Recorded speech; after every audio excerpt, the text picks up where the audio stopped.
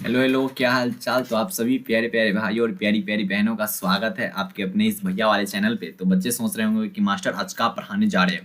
तो आज हम लोग जो संपूर्ण क्रांति है, ठीक है, क्लास 12 हिंदी का तीसरा का चैप्टर, क्या चैप्टर भैया? तीसरा का चैप्टर।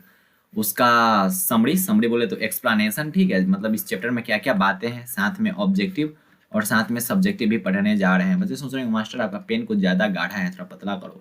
हम बोले कि ठीक है रुको, और गाढ़ा होते जा रहा है। ओए कम है यार बेटा, इधर आओ इधर। और यार क्या हो रहा है, पतला करना है। हाँ रुको, अब रुको, ठीक है। तो अब आगे एक्सप्लेनेशन देखेंगे, साथ में ऑब्जेक्टिव देखेंगे और साथ में क्या देखेंगे, सब्जेक्टिव देखेंगे, ठीक है। तो आप सभी प्यारे प्यारे भाई और प्यारी प्यारी बहनों का स्वागत है इस खूबसूरत से प्लेटफॉर्म पे। तो इससे पहले हम लोग इससे पहले क्या क्या बातचीत और उसने कहा था कि जो वीडियोज है वो अपलोड कर रखे हैं, उसमें आप जाके देख रखे होंगे, हमें जहाँ तक उम्मीद है, ठीक है। तो आज संपूर्ण क्रांति पढ़ने जा रहे हैं। तो संपूर्ण क्रांति में सबसे पहले क्या देखेंगे, लेखक परिचय। अब लेखक परिचय देखना होगा क्योंकि लेखक परिचय से क्या आता है, ऑब्जेक्टिव आता है। तो मास्टर जहां से ऑब्जेक्टिव आएगा उसको भी देखेंगे और जहां से सब्जेक्टिव आएगा उसको भी देखेंगे। तो ऑब्जेक्टिव के लिए चलिए स्टार्ट करते हैं। लेखक परिचय। लेखक परिचय सबको पता होना चाहिए कि जो संपूर्ण क्रांति है चैप्टर, वो कौन लिखे हुए हैं। तो सब बोलेगा भैया ये जो चैप्टर है संपूर्ण क्रांति, वो जयप्रकाश नारायण जी लिखे हुए हैं। संपूर्ण क्रांति कौन लिखे हुए हैं? तो जयप्रकाश नारायण लिखे हुए हैं। संपूर्ण क्रांति कौन लिखे हुए हैं? जयप्रकाश नारायण जी लिखे हुए हैं। संपूर्ण क्रांति कौन लिखे हुए हैं? जयप्रकाश नारायण जी लिखे हुए हैं। संपूर्ण क्रांति कौन लिखे हुए हैं? जयप्रकाश नारायण जी लिखे हुए हैं, ठीक है। और संपूर्ण क्रांति क्या है? एक भाषण है। संपूर्ण क्रांति क्या है? एक भाषण है। संपूर्ण क्रांति क्या है? भाषण है। यहाँ से ऑब्जेक्टिव आ सकता है, यहाँ से ऑब्जेक्टिव आ सकता है। संपूर्ण क्रांति कौन लिखे हुए हैं? तो जयप्रकाश नारायण लिखे हुए हैं, जयप्रकाश नारायण जी लिखे हुए हैं। और ये क्या है? तो भाषण है। संपूर्ण क्रांति क्या है? भाषण है। और ये भाषण कहाँ दिया हुआ था और कब दिया गया था? ऑब्जेक्टिव क्वेश्चन है और यहाँ से पूछा जा चुका है कितना बार, ठीक है, क्वेश्चन बैंक में कितना बार पूछा जा चुका है। तो ये जो भाषण था वो पटना के गांधी मैदान में दिया गया था। कहाँ भैया? पटना। कहाँ भैया? पटना। अपना बिहार का जो पटना है ना, पटना, पटना का जो गांधी मैदान है बहुत ज्यादा फेमस है, ठीक है। गांधी मैदान, ठीक है, गांधी मैदान, वहीं पे दिया गया था ये भाषण। कहाँ दिया गया था? पटना के गांधी मैदान पे ये भाषण दिया गया हुआ था। डेट अगर पूछ दे तो बोल दीजिएगा 5 जून। कब? 5 जून 1974 ईस्वी में। 5 जून 1974 ईस्वी को कहाँ दिया गया था? पटना के गांधी मैदान में। याद रखना, संपूर्ण क्रांति एक भाषण है और जो कि दिया गया हुआ था पटना में, पटना के कहाँ? गांधी मैदान में। और 5 जून 1974 ईस्वी को, 5 जून 1974 ईस्वी को। जयप्रकाश नारायण जी का जन्म कब हुआ था? 11 अक्टूबर 1902 ईस्वी को। याद रखना है 11 अक्टूबर 1902 ईस्वी को। ऐसे डेट ऑफ बर्थ ना याद करें तो भी कोई दिक्कत नहीं है, डेट ऑफ बर्थ बहुत कम पूछा जाता है, लेकिन अगर पूछा जाएगा तो देख लीजिएगा 11 अक्टूबर 1902 ईस्वी को, ठीक है। इनका निधन कब हुआ था? 8 अक्टूबर 1979 ईस्वी को।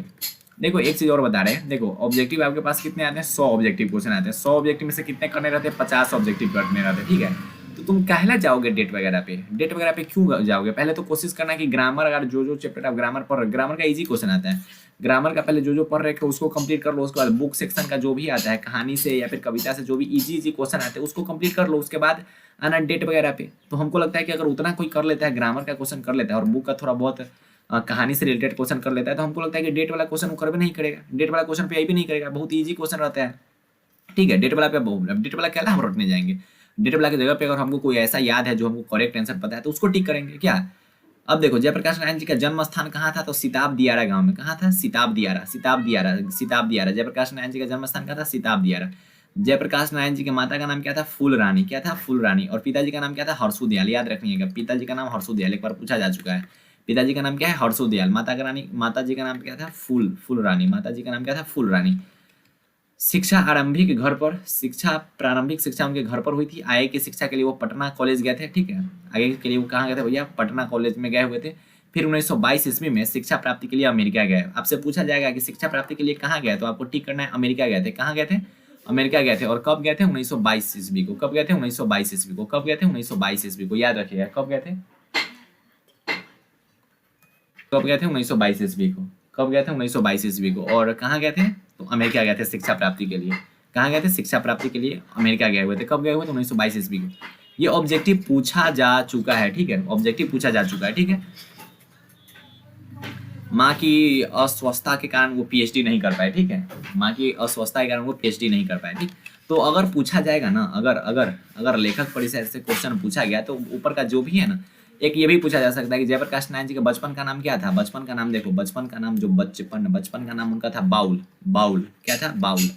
याद रखिएगा जयप्रकाश नारायण जी के बचपन का नाम क्या था? बाउल, ठीक है। लेखक जो है जयप्रकाश नारायण जी, उनके बचपन का नाम क्या था? बाउल था, ठीक है। और आपसे ये भी पूछा, अब यहाँ से इंपोर्टेंट ऑब्जेक्टिव यही सब है, ठीक है। कहाँ गए थे शिक्षा प्राप्ति के लिए? अमेरिका गए थे। कब गए थे? 1922 ईस्वी में। कब गए थे? 22 ईस्वी में। उनके पिताजी का नाम क्या था? हर्षु दयाल। यही सब याद रखना, ज़्यादा याद मत करो, ज़्यादा याद मत करो। हर्षु दयाल पिताजी का नाम था, माता जी का नाम क्या था? फूलरानी था, ठीक है। जन्म कहाँ हुआ था? तो जन्म स्थान उनका सिताब दिया रहा है, सिताब दिया रहा है। डेट वगैरह मत याद करो, डेट वगैरह मत याद करो, ठीक है। कहाँ ये भाषण दिया गया था? तो गांधी मैदान में, पटना के गांधी मैदान में 1974 ईस्वी में दिया गया था। कब दिया था? 1974 ईस्वी में। ये सब इंपॉर्टेंट है, इसलिए टिक करना है, बस इतना ही देखो। संपूर्ण क्रांति के लेखक कौन है? जयप्रकाश नारायण। बस उनके बचपन का नाम क्या था? बाउल। बाउल याद रखिए, बाउल। जयप्रकाश नारायण जी के बचपन का नाम क्या था? बाउल था। चलिए आते हैं नेक्स्ट, नीचे आते हैं। अब इस कहानी के बारे में कुछ जानने की कोशिश करते हैं, सॉरी मतलब इस भाषण के बारे में कुछ जानने की कोशिश करते हैं। अब भाषण पे बात करते हैं। भाषण में क्या क्या भाषण में बोला गया हुआ है उस पर बात करते हैं। लेखक परिचय हो गया, भाषण पे आते हैं। तो ध्यान से सुनिएगा और समझिएगा कि भाषण में क्या क्या बोला गया हुआ है। तो प्रस्तुत जो पाठ है, लोकनायक, हाँ ये भी पूछा जाएगा, ध्यान से सुनिएगा कि किनको लोकनायक बोला जाता है? तो जयप्रकाश नारायण जी को लोकनायक बोला जाता है। ध्यान से सुनो, लोकनायक किनको बोला जाता है? जयप्रकाश नारायण जी को। लोकनायक किनको बोला जाता है? जयप्रकाश नारायण जी को। या फिर ऐसा भी पूछा जाएगा कि जयप्रकाश नारायण जी को प्यार से क्या सब बोलते हैं? तो लोकनायक। क्या बोलते हैं? लोकनायक। तो प्रस्तुत पाठ में जो लोकनायक जयप्रकाश नारायण जी है वो एक ऐतिहासिक भाषण दिए हुए हैं, ठीक है। याद रखिएगा कि ये जो संपूर्ण क्रांति है एक भाषण का अंग है, जिसे 5 जून 1974 ईस्वी में पटना के गांधी मैदान में दिया गया था। पटना के गांधी मैदान में ये दिया गया था, ये भी याद रखिएगा ऑब्जेक्टिव के लिए। संपूर्ण भारत स्वतंत्र पुस्तिका के रूप में जनमुक्ति पटना से प्रकाशित है। ये उतना नहीं इंपोर्टेंट है। भाषण को सुनने के लिए लाखों की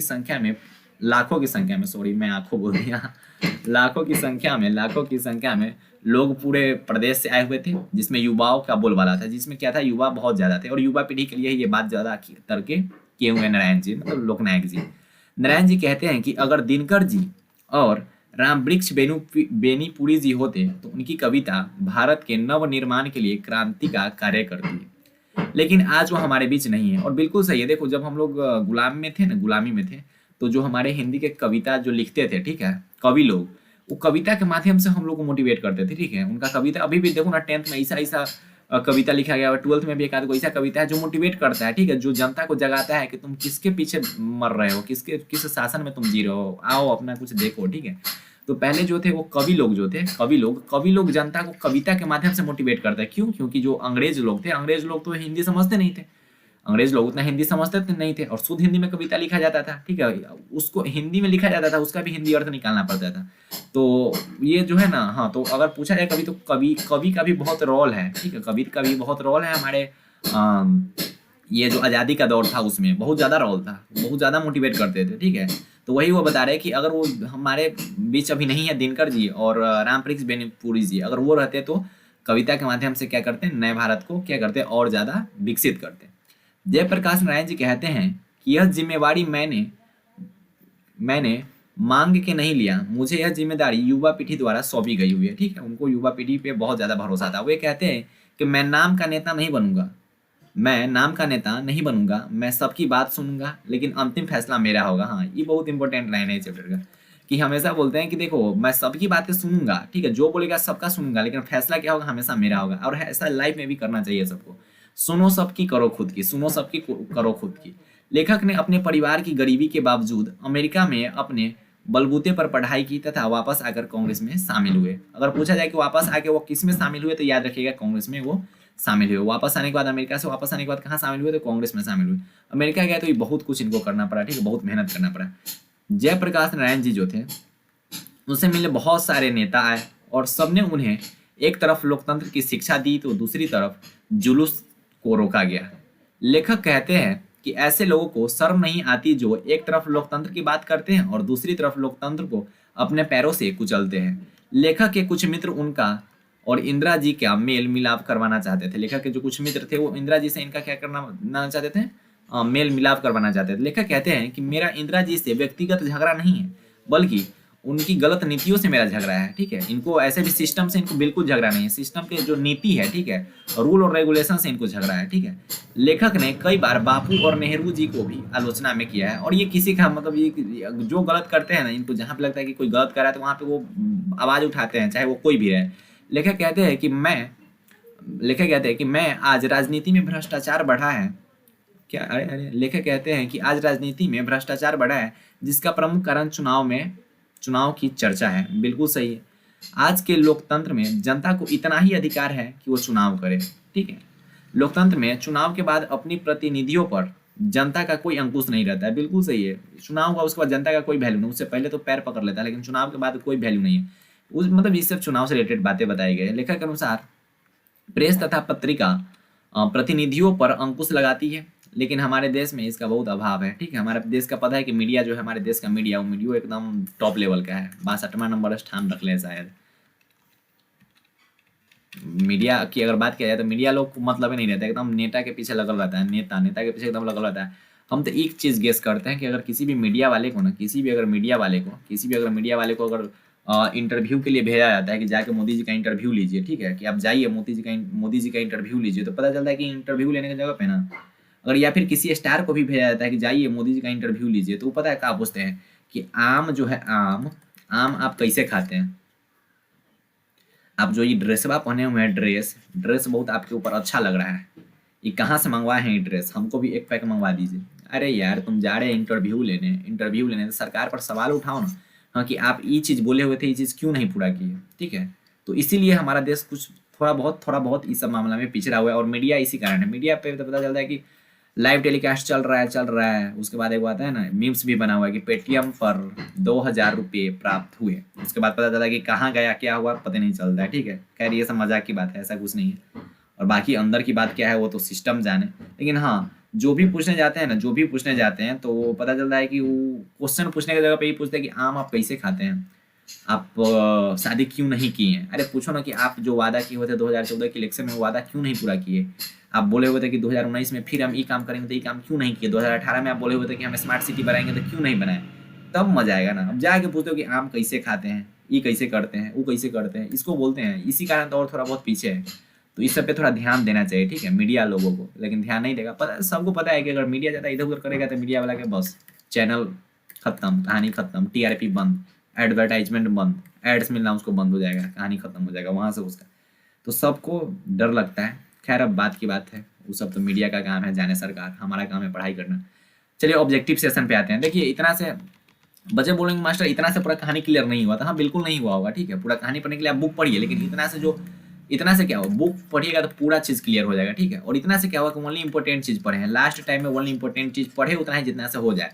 तो इतना से हो जाएगा क्या, तो हाँ हो जाएगा। ध्यान से देखिएगा और समझिएगा कहानी में क्या क्या बातें हुई थी, वो बस हल्का फल्का जान लिए। ठीक है, अब आइए ऑब्जेक्टिव जो इंपॉर्टेंट है वहाँ पे मैं टिक कर दूंगा।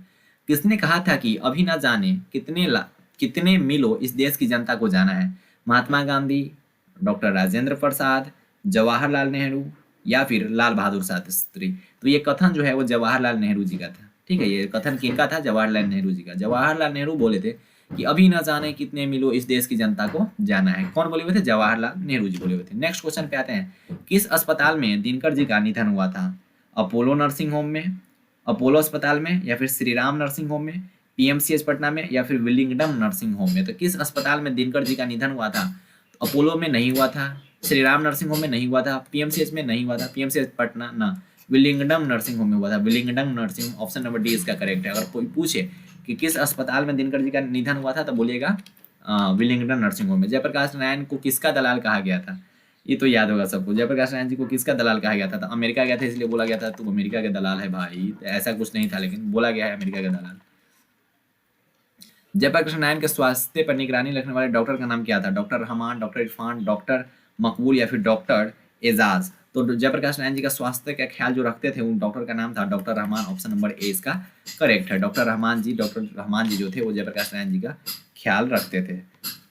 ई इम्पोर्टेंट है, ठीक है, ई इम्पोर्टेंट है। किसका भाषण सुनकर उनको जो है वो जाने का अमेरिका जाने का प्रेरणा मिला। किनका भाषण सुन के वो अमेरिका जाना वो चाहे। स्वामी सत्यदेव का भाषण सुन के वो अमेरिका जाने के लिए वो प्रभावित हो गए। इंपॉर्टेंट क्वेश्चन है कि जयप्रकाश नारायण जी किसका भाषण सुनकर अमेरिका जाने के लिए प्रभावित हुए थे। तो जयप्रकाश नारायण जी का स्वामी सत्यदेव का भाषण सुनकर अमेरिका जाने के लिए वो तैयार हो गए थे। फ्री प्रेस के मालिक कौन थे, तो सदानंद जी। कौन थे, सदानंद जी। इंपॉर्टेंट उतना नहीं है, लेकिन फिर भी देख लीजिए, जो इंपॉर्टेंट है उनको मैं टिक कर दूंगा। ब्रेन ऑफ बॉम्बे किन्हें कहा जाता है, इंपॉर्टेंट है, उमाशंकर दीक्षित को बोला जाता है brain of Bombay. Brain of Bombay किनको बोला जाता है, उमाशंकर दीक्षित को ब्रेन ऑफ बॉम्बे बोला जाता है। ब्रेन ऑफ बॉम्बे किनको बोला जाता है, उमाशंकर दीक्षित को। जयप्रकाश नारायण ने आईएससी की परीक्षा कहाँ से पास की, तो सब बोलेगा भैया पटना से किए थे, लेकिन कहाँ से किए थे, बिहार विद्यापीठ से किए थे सर, बिहार विद्यापीठ से, आईएससी बिहार विद्यापीठ से किए थे, बिहार विद्यापीठ से, ऑप्शन नंबर डी इसका करेक्ट होगा, बिहार विद्यापीठ से किए थे। लेनिन की मृत्यु कब हुई थी, और जिस जिस साल लेनिन की मृत्यु हुई थी उसी साल जो है जयप्रकाश नारायण जी थे वो मार्क्सवादी बने थे। तो 1924 में लेनिन की मृत्यु हुई थी और उसी साल ये मार्क्सवादी बने थे, 1924 में ही ये मार्क्सवादी बने थे। जयप्रकाश नारायण जी कब मार्क्सवादी बने थे, 1924 ईस्वी में।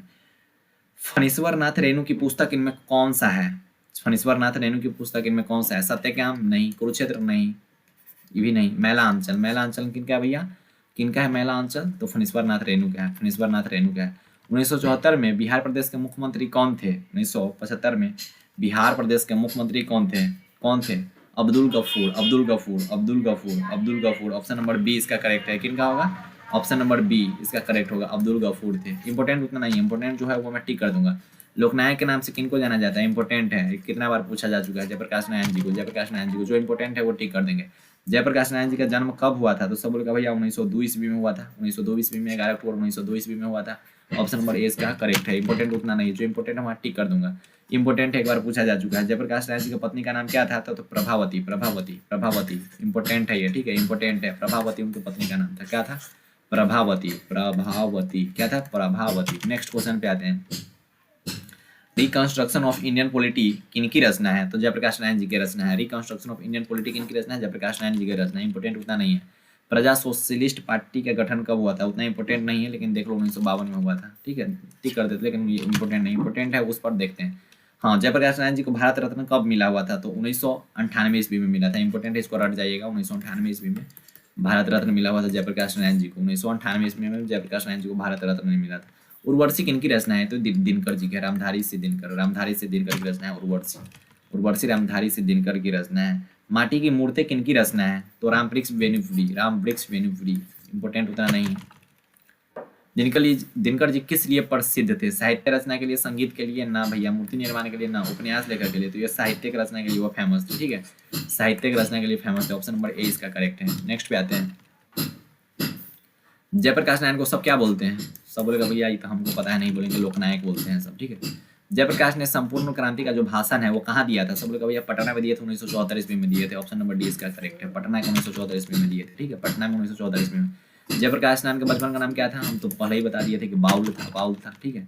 जयप्रकाश ने किस साल छात्र आंदोलन का नेतृत्व किया हुआ था, जल्दी बताइए, जयप्रकाश नारायण ने किस साल छात्र आंदोलन का नेतृत्व किया था, जयप्रकाश नारायण ने किस साल छात्र आंदोलन का नेतृत्व किया था, कब भाषण दिया गया था, 1974 ईस्वी में, उसी साल 1974 ईस्वी में, कब, 1974 ईस्वी में। ऑप्शन नंबर सी इसका करेक्ट है, और ये इंपॉर्टेंट है, इंपॉर्टेंट है, ठीक है, इंपॉर्टेंट है, इंपॉर्टेंट है। नेक्स्ट पे आते हैं, जयप्रकाश नारायण जी के पिता का नाम क्या था, सब बोलेगा भैया हर्षोदयाल, ऑप्शन नंबर बी इसका करेक्ट है, हर्षोदयाल। नेक्स्ट पे आते हैं, जयप्रकाश नारायण कौन सा पाठ लिखे हुए थे, संपूर्ण क्रांति, सब पता है, सबको पता है। इसमें क्या है, संपूर्ण क्रांति क्या है, इंपॉर्टेंट है, देख लेना, भाषण है, सबको पता है। जहाँ इंपॉर्टेंट है उस पर थोड़ा ज़्यादा ध्यान देंगे, ठीक है। संपूर्ण क्रांति किसकी देन है, ये कुछ बोलने की बात, देखो यहाँ पे बहुत को लगा होगा कि भैया कुछ ऐसा ऑब्जेक्टिव आया है ना हमारा सामने, वो ऑब्जेक्टिव हमको पता नहीं था, कोई बात नहीं, उसको इग्नोर कीजिए, ठीक है, इग्नोर सच में कीजिए, इग्नोर कीजिए, या फिर उसको याद कर जाइए। इंपॉर्टेंट वो उतना नहीं है, जो इंपॉर्टेंट है वो आपके सामने लाया गया है, ठीक है, जो इंपॉर्टेंट वहाँ मैं इंपॉर्टेंट लिख देता हूँ, वहाँ उनको मत छोड़ना। संपूर्ण क्रांति जो भाषण है वो कौन दिए हुए थे, तो सब बोलेगा भैया जयप्रकाश नारायण जी दिए हुए थे। ऑप्शन नंबर ए इसका करेक्ट है। नेक्स्ट पे आते हैं, जयप्रकाश नारायण जी का जन्म कहाँ हुआ था, सिताब्दी आरा में, ऑप्शन नंबर बी इसका करेक्ट है, सिताब्दी आरा में, सिताब्दी आरा में, ठीक है। 1974 ईस्वी में छात्र आंदोलन का नेतृत्व किसने किया था, तो जयप्रकाश नारायण जी ने। ऑप्शन नंबर डी इसका करेक्ट है, ऑप्शन नंबर डी इसका करेक्ट है। संपूर्ण क्रांति की शुरुआत कब हुई थी, 1974 ईस्वी में हुई थी, कब हुई थी, 1974 ईस्वी में। ये इंपॉर्टेंट है, ठीक है, ये इंपॉर्टेंट है, ये इंपॉर्टेंट है, देख लेना, ठीक है, कब हुई थी, 1974 ईस्वी में। जयप्रकाश नारायण को समाज सेवा के लिए किस पुरस्कार से सम्मानित किया गया था, तो इंग्लिश नाम कुछ होना चाहिए, Magsaysay, Magsaysay, Magsaysay, Magsaysay, Magsaysay से सम्मानित किया गया था। समाज सेवा के लिए किस पुरस्कार से, तो मैग्सेसे से, मैग्सेसे से, मैग्सेसे से, किस पुरस्कार से, मैग्सेसे से, मैग्सेसे से सम्मानित किया गया था, मैग्सेसे से सम्मानित किया गया था, ठीक है। नेक्स्ट क्वेश्चन पे आते हैं, क्या है नेक्स्ट क्वेश्चन, जयप्रकाश, ये क्या हो गया, एक छूट गया ना, जयप्रकाश नारायण मद्रास में किस मित्र के साथ रुके हुए थे, जयप्रकाश नारायण जी मद्रास में किस मित्र के साथ रुके हुए थे, तो ईश्वर अय्यर के साथ वो रुके हुए थे, किसके साथ रुके हुए थे, ईश्वर अय्यर के साथ रुके। इंपॉर्टेंट इतना नहीं है, फिर भी कोई बात। जयप्रकाश नारायण के अनुसार देश की भविष्यता किसके हाथों में है, तो युवाओं के हाथों में, युवाओं, ठीक है, नई पीढ़ी के हाथों में, नई पीढ़ी के हाथों में, नई पीढ़ी के हाथों में, ठीक है, युवा के हाथ में। दिनकर जी को किसके घर पे दिल का दौरा पड़ा हुआ था, दिनकर जी को किनके घर पे दिल का दौरा पड़ा हुआ था, तो रामनाथ गोयनका जी के घर पे उनके दिल का दौरा पड़ा था। इंपॉर्टेंट नहीं है, ठीक है, इंपॉर्टेंट नहीं, पहले ही बोल रहे हैं। कौन दिए हुए थे नारा? नहीं बोलेंगे। जयप्रकाश नारायण ने बिहार विद्यापीठ में कौन सी परीक्षा दी थी? सब बोलेंगे आईएससी। आईएससी मतलब इंटर साइंस, आईएससी मतलब इंटर साइंस होता है ना। पुलिस के बड़े उच्चाधिकारी ने किसके मुख से सुना था कि जयप्रकाश नारायण नहीं होते तो बिहार जल गया होता? तो किसके मुख से ये बात सुना होता? Jawaharlal Nehru. Jawaharlal Nehru, option number B. इसमें कहाँ गया भैया? जवाहरलाल होगा भैया, जवाहरलाल। ऑप्शन में नहीं दिए हुए हो क्या? सॉरी, क्या क्या है, क्या है? एक minute, sorry sorry sorry sorry sorry sorry sorry sorry. Option number D होगा इसका, दीक्षित जी। कहाँ हम क्या लिख दिए? दीक्षित जी, दीक्षित जी। इंपॉर्टेंट होता नहीं है। जयप्रकाश नारायण की मित्रता की ठोस, किस मित्रता को ठोस मानते थे? अंडरग्राउंड जमाने की मित्रता की, अंडरग्राउंड जमाने की मित्रता को। जयप्रकाश नारायण किसको भाई कहते थे? किसको भाई बोलते थे? जवाहरलाल नेहरू जी को भाई मानते थे। ऑप्शन नंबर बी इसका करेक्ट है, ठीक है। भाई किसको बोलते थे? जवाहरलाल नेहरू को। तो ऑब्जेक्टिव जो इंपॉर्टेंट है ना, जो इंपॉर्टेंट है वो हम बोल दिए कि भैया इंपॉर्टेंट है, तो उसको रटिए जाओ, रट जाओ, ठीक है। उसके बाद जो बचा हुआ उस सबको रटिए जाओ।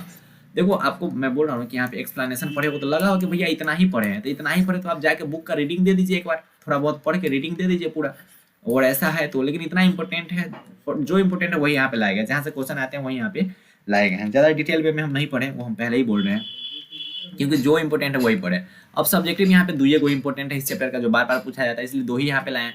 आंदोलन के नेतृत्व के संबंध में जयप्रकाश नारायण के क्या विचार थे? आंदोलन का नेतृत्व किस शर्त पर करते हैं?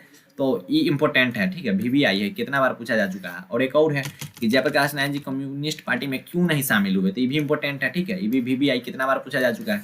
तो और साथ में आंसर भी हम आपको दे रहे हैं, तो ठीक है। आपको क्या करना है कि इसके आंसर को याद कर लेना है, ठीक है। कि जयप्रकाश नारायण लेनिन से सीखा था, वो लेनिन के एकदम शिष्य टाइप के थे, ठीक है। लेनिन से बहुत कुछ वो सीखे हुए थे, लेनिन से बहुत ज़्यादा प्रभावित थे।